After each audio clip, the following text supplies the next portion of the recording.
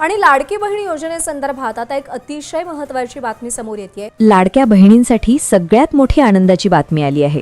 5 मिनिटांपूर्वी मुख्यमंत्र्यांनी लाडक्या बहिणींसाठी 3 मोठे निर्णय घेतले आहेत। आता लाडक्या बहिणींना मागचे राहिलेले सगळे पैसे मिळणार असून बहिणींना आता पुन्हा संधी मिळणार आहे। मुख्यमंत्र्यांनी लाडक्या बहिणींसाठी जे 3 आनंदाचे निर्णय घेतले आहेत त्यापैकी पहिला निर्णय अशा बहिणींसाठी आहे हप्ता मिळाला नाही। दुसरा निर्णय अशा बहिणींसाठी आहे ज्यांची केवायसी राहिलेली आहे किंवा केवायसी करताना काही चुका झाल्या आहेत किंवा ज्यांची केवायसी अपूर्ण आहे, अशा महिलांना आता पुन्हा संधी मिळणार आहे। तर तिसरा आनंदाचा निर्णय हप्त्यासंदर्भात आहे। मुख्यमंत्र्यांनी काल रात्री झालेल्या बैठकीमध्ये लाडक्या बहिणींना पुन्हा एकदा संधी देण्याचा निर्णय घेतला आहे, ज्यामुळे आता संपूर्ण राज्यातील लाडक्या बहिणींच्या आनंदात मोठी वाढ होणार आहे। हे 3 निर्णय लाडकी बहीण योजनेच्या इतिहासात पहिल्यांदाच घेतले गेले आहेत, ज्यामुळे आता रखडलेले हप्ते पुन्हा मिळणार आहेत। ज्या लाडक्या बहिणींचे पाठीमागचे पैसे राहिले होते ते आता जमा होतील। फक्त त्यासाठी एक काम करायला सांगितले आहे। आता सर्व बहिणींची नाराजी दूर होणार आहे, कारण काही दिवसांपूर्वी हप्त्याचे वितरण झाले पण बऱ्याचशा बहिणींना ते पैसे मिळाले नव्हते। यामुळे बहिणींमध्ये संताप होता।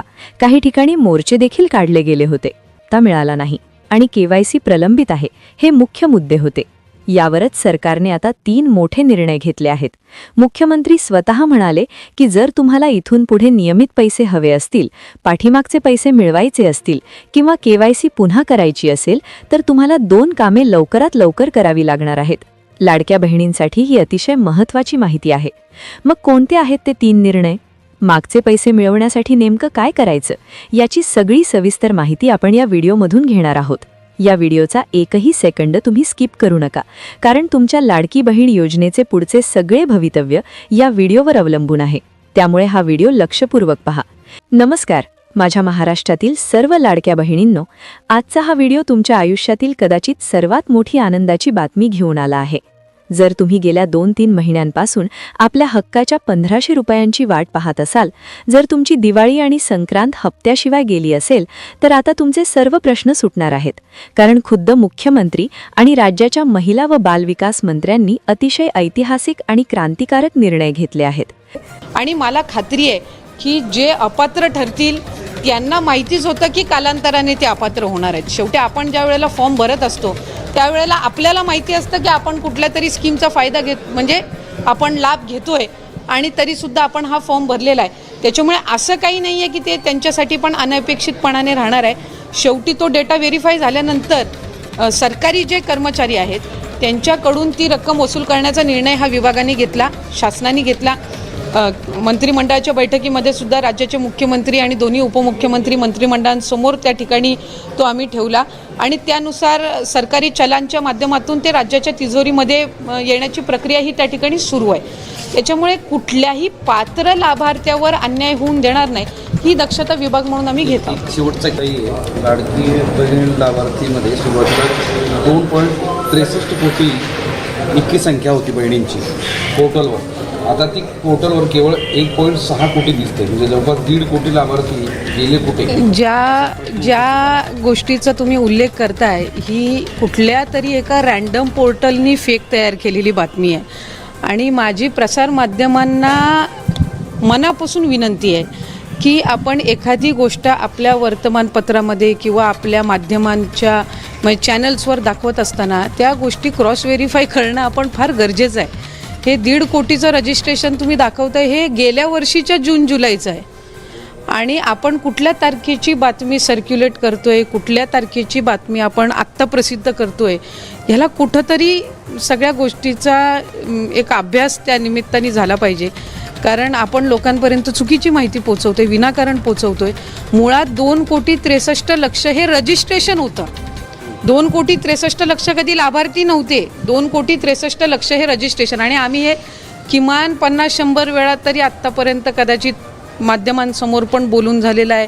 आम्ही प्रत्येक मेळाव्यामध्ये सुद्धा राज्याचे मुख्यमंत्री फडणवीस साहेब असतील, उपमुख्यमंत्री एकनाथजी शिंदे साहेब असतील, आदरणीय दादा असतील, विभागाची मंत्री म्हणून मी असेल, आम्ही त्या ठिकाणी उल्लेख करतो आणि आजही आमच्या लाभार्थ्यांची संख्या 2,30,00,000पेक्षा जास्तीच आहे, ती काही त्याच्यापेक्षा कमी नाही आहे। मूळ रजिस्ट्रेशन 2,63,00,000 होतं, त्याच्यातलं फिल्टर होऊन म्हणजे त्याच्यातले जे अपात्र असतील, कधीच त्या योजनेमध्ये पात्र असणारे नसतील, स्क्रुटिनीमध्ये असतील, हे त्या ठिकाणी करूनसुद्धा वेगवेगळ्या विभागांची ज्या वेळेला आम्हाला माहिती मिळते ती आम्ही क्रॉस व्हेरीफाय करत असतो.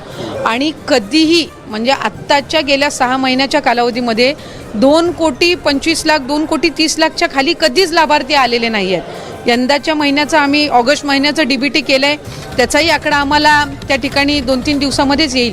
त्याच्यामुळे माझी माध्यमांना विनंती राहील की आपण ह्या सगळ्या अशा पद्धतीच्या बातम्या आपण न्यूज चॅनल्स किंवा अशा पद्धतीचा संभ्रम निर्माण करण्यापेक्षा त्याची वास्तविकता आपण बघून घेणं ही नक्कीच गरजेचं आहे. ताई, पडताळणीनंतरचा आकडा काय आहे आणि पडताळणीमध्ये अनेक जणांची नावं म्हणजे एकाच कुटुंबातली 4-4 आहेत ती कमी झालेली आहेत, वाहनं आहेत, जे काही निकष लावले आहेत त्या निकषाच्या आधारावर पडताळणी केल्यानंतर एक तर निकष जे आहेत ते लाडकी बहीणचे कधीच बदललेले नाही आहेत. सुरुवातीपासून जे निकष आहेत ते त्याच प्रमाणामध्ये आहेत. प्रत्येक विभागाकडे आपापली एक रजिस्ट्रेशन असतं, प्रत्येक विभागाकडे आपापला एक डेटा असतो. जसं अन्न व नागरी पुरवठ्याचा आहे किंवा कृषी विभागाचा आहे किंवा माहिती व तंत्रज्ञान विभागाचा असेल, परिवहन विभागाचा असेल. हा जो त्यांचा डेटा असतो याचा कुठल्याही दुसऱ्या विभागाला ॲक्सेस असण्याचं काही कारण नसतं. त्याच्यामुळे महिला व बालविकास विभाग म्हणून आम्ही वेगवेगळ्या ज्या काही विभाग आहेत त्यांच्या ज्या योजना आहेत त्यांच्याकडून त्यांचा डेटा हा मॅच करण्यासाठी मागत असतो. आणि ही रुटीन प्रोसिजर आहे, ही सगळ्या योजनांमध्ये होते. फक्त लाडकी बहीण योजना ही सुरुवातीपासून फारच प्रसिद्ध आहे, ती महिलांमध्येही पॉप्युलर आहे, ती विरोधकांमध्येही पॉप्युलर आहे आणि ती लोकप्रतिनिधी म्हणून आमच्या सगळ्यांसाठी किंवा महायुतीच्या सरकारसाठी सुद्धा महत्त्वपूर्ण आहे. त्याच्यामुळे साधारणपणे प्रत्येक जी स्कीम आहे याचं डेटा व्हेरिफिकेशन, त्यांची ऑडिट, ह्या सगळ्या गोष्टी होत असतात. आता साधारणपणे लाडकी बहीण योजनेच्या मध्ये सुद्धा आम्ही डिसेंबर-जानेवारी महिन्यामध्ये कृषी विभागाचा आम्ही डेटा त्या ठिकाणी मागवला होता. म्हणजे आम्ही मागवला होता खरं तर ऑक्टोबरच्या आधी, पण मधल्या कालावधीमध्ये आचारसंहिता होती विधानसभेची. त्याच्यानंतर आम्हाला तो डिसेंबरच्या अखेरीस जानेवारीच्या पहिल्या आठवड्यामध्ये प्राप्त झाला. मग त्याच्यामध्ये जे नमो शेतकरीचे लाभार्थी होते ते आम्ही लाडकी बहीणमधून त्यांना 500 रुपये आणि नमो शेतकरीमधून 1000 म्हणजे एकूण त्यांना 1500चा लाभ अशा पद्धतीनं त्यावेळेला रुजू केलं. अन्न व नागरी पुरवठाकडनं तर आम्हाला जे शिधाधारक असतात किंवा जे तुमचा पिवळा आणि केशरी कार्ड धारक असतात तो डेटा त्यानिमित्ताने मिळाला. परिवहन विभागाकडनं एक काही मर्यादित आम्हाला डेटा मिळाला. IT चा म्हणजे इन्कम टॅक्सचा आम्ही डेटा केंद्राकडून मागवला होता, तो आम्हाला या आठवड्याभराच्या कालावधीमध्ये ती एक आम्हाला अपेक्षित आहे की त्याचं एक इम्प्लिमेंटेशन विभागाकडून त्या ठिकाणी होईल. मधल्या कालावधीमध्ये माहिती व तंत्रज्ञान विभागाने एक 25-26 लाखाच्या डेटाची आम्हाला माहिती दिली. आता एक गोष्ट आपण समजून घेणं आहे की त्यांच्याकडे जितका डेटा आहे तो सगळा त्यांनी दिला. त्याच्यानंतर आम्ही त्याच्या क्रॉस व्हेरिफिकेशनची सुरुवात केली. आता त्या 26 लाखामधले